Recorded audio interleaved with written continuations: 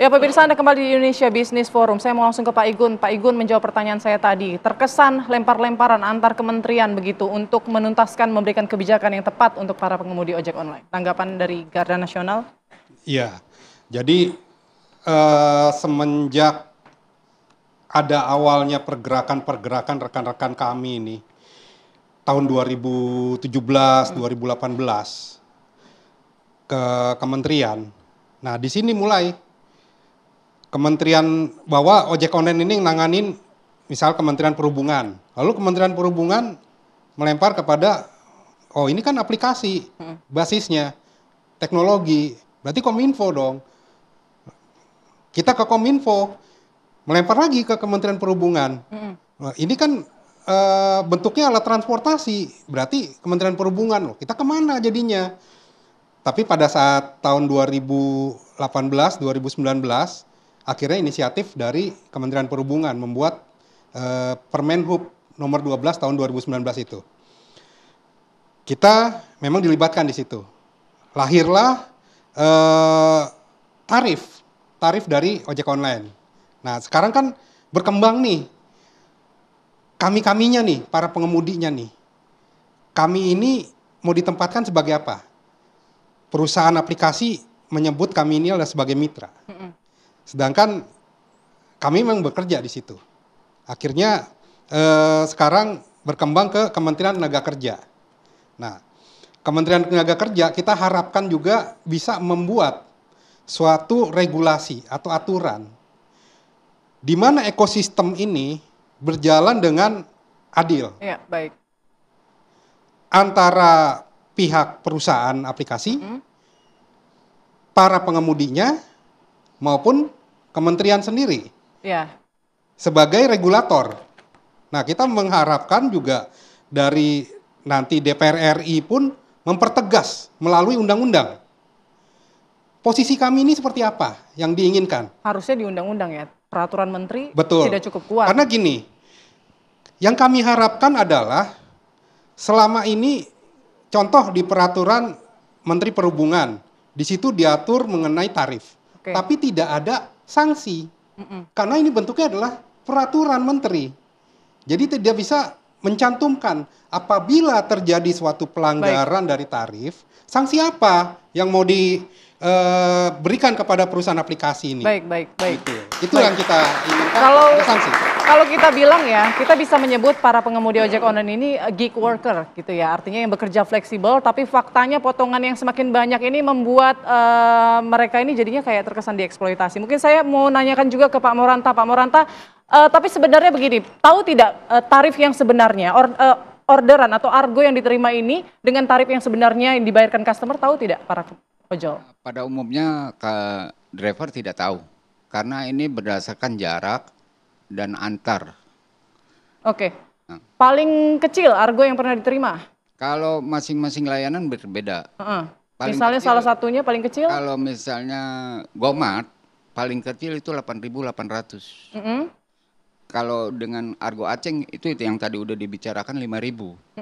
Tapi kalau yang lain, misalnya instan, Go Instan atau GoSend, itu 10.400 minimal.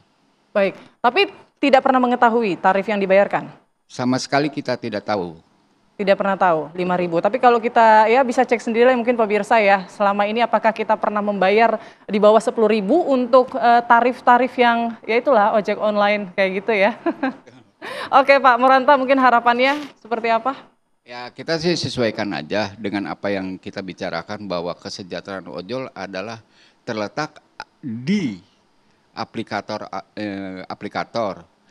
Tentu saja pemerintah harus mengatur semua itu untuk kesejahteraan kita, itu aja.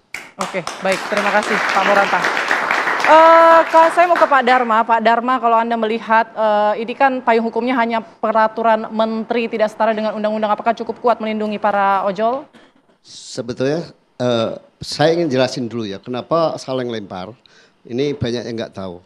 Izin investasinya itu ada di Kementerian Investasi. Izin aplikasinya itu ada di Kementerian Kominfo. Perhubungan itu mengatur soal perjalanan di jalannya. termasuk juga soal tarif. Ketika bicara kemitraan, itu domainnya tenaga kerja.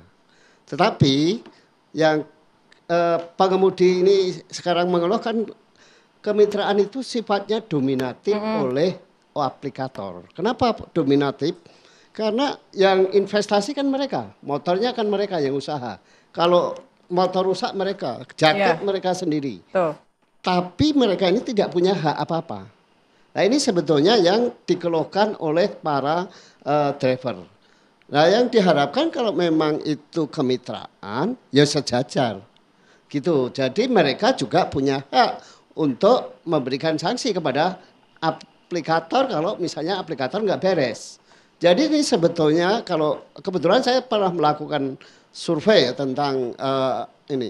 Ini sebetulnya adalah eksploitatif sekali terhadap pengemudi dan itu juga yang ditemukan oleh teman-teman LIP tadi dari pendampingan terhadap para driver itu sangat eksploitatif terhadap driver itu yang satu. Yang kedua sebetulnya yang selalu kami kritik adalah aplikator ini terlalu banyak bakar uang untuk promosi untuk macam-macam, tetapi yang menjadi penanggung jawab menjadi bebannya adalah para driver.